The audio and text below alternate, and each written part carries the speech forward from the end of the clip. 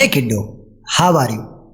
32 पुतलियों की कहानी सुनने में आपको बड़ा मजा आ रहा होगा। राजा विक्रमादित्य बहुत ही बड़े वीर और पराक्रमी राजा थे और आज हम जानते हैं कि उज्जैन में जो महाकाल मंदिर है वहाँ सब भक्त सेवा करने के लिए, महादेव की पूजा करने के लिए जाते हैं।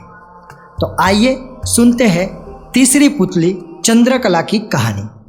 तीसरे दिन जब वह सिंहासन पर बैठने को हुआ तो चंद्रकला नाम की तीसरी पुतली ने उसे रोककर कहा, हे राजन, यह क्या करते हो? पहले विक्रमादित्य जैसे काम करो, तब सिंहासन पर बैठना। राजा ने पूछा, विक्रमादित्य ने कैसे काम किए थे? पुतली बोली, लो सुनो। एक बार पुरुषार्थ और भाग्य में इस बात पर ठन गई कि कौन बड़ा है।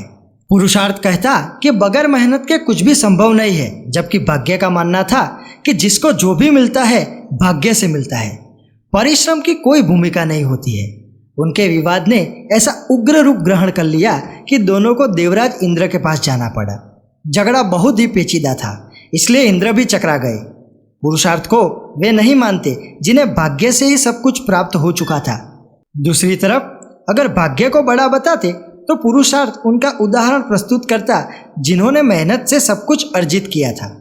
इंद्र असमंजस में पड़ गए और किसी निष्कर्ष पर नहीं पहुंचे। काफी सोचने के बाद उन्हें विक्रमादित्य की याद आई। उन्हें लगा सारे विश्व में इस झगड़े का समाधान सिर्फ वही कर सकते हैं। उन्होंने पुरुषार्थ और भाग्य को विक्रमादित्य के पास जाने के लिए कहा। पुरुषार्थ और भाग्य मानव वेश में विक्रमादित्य के पास चल पड़े। विक्रमादित्य को इस झगड़े का तुरंत कोई समाधान नहीं सूझा। उन्होंने दोनों से 6 महीने बाद आने को कहा। जब वे चले गए तो विक्रमादित्य ने काफ़ी सोचा। समाधान के लिए वे सामान्य जनता के बीच वेश बदलकर घूमने लगे। काफ़ी घूमने के बाद भी जब कोई संतोषजनक हल नहीं खोज पाए तो दूसरे राज्यों में भी घूमने का निर्णय किया। काफ़ी भटकने के बाद भी जब कोई समाधान नहीं निकला तो उन्होंने एक व्यापारी के यहाँ नौकरी कर ली।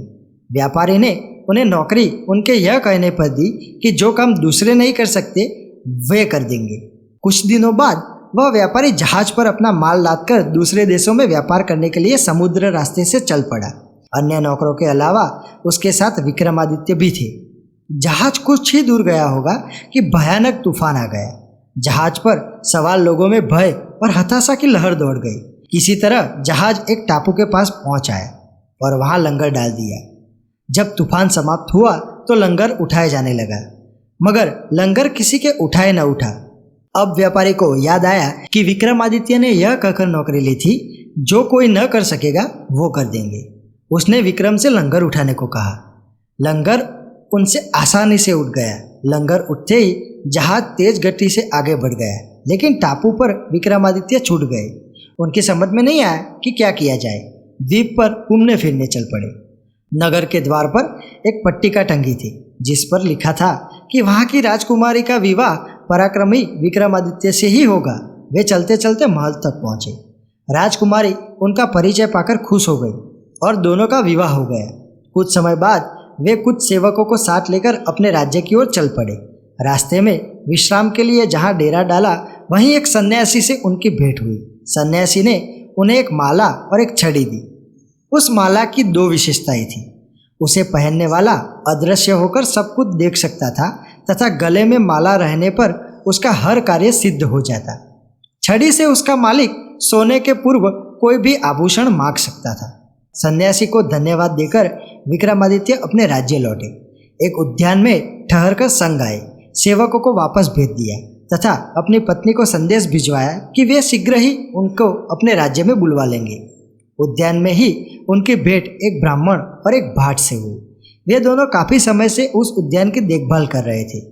उन्हें आशा थी कि उनके राजा कभी उनकी सुध लेंगे, उनकी विपन्नता को दूर करेंगे। विक्रमादित्य पसीज गए।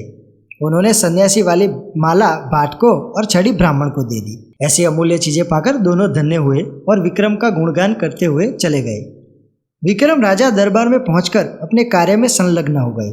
6 मास की अवधि पूरी हुई तो पुरुषार्थ तथा भाग्य अपने फैसले के लिए उनके पास आए।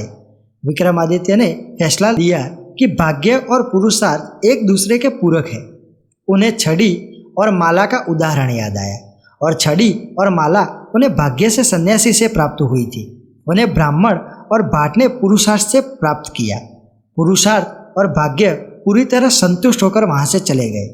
कहानी सुनाकर पुतली बोली, बोलो राजा, क्या आप में है ऐसा न्यायप्रिय फैसला लेने की दक्षता और अमूल्य वस्तुएं दान में देने का हृदय और सामर्थ्य? राजा फिर सोच में पड़ गए और तीसरे दिन भी वह सिंहासन पर नहीं बैठ सके। वो चौथे दिन की राह देखने लगे। चौथे दिन की चौथी पुतली कामकंगला ने सुनाई विक्रमादित्य की दानवीरता की कथा, जो हम आगे सुनेंगे। So stay tune, bye.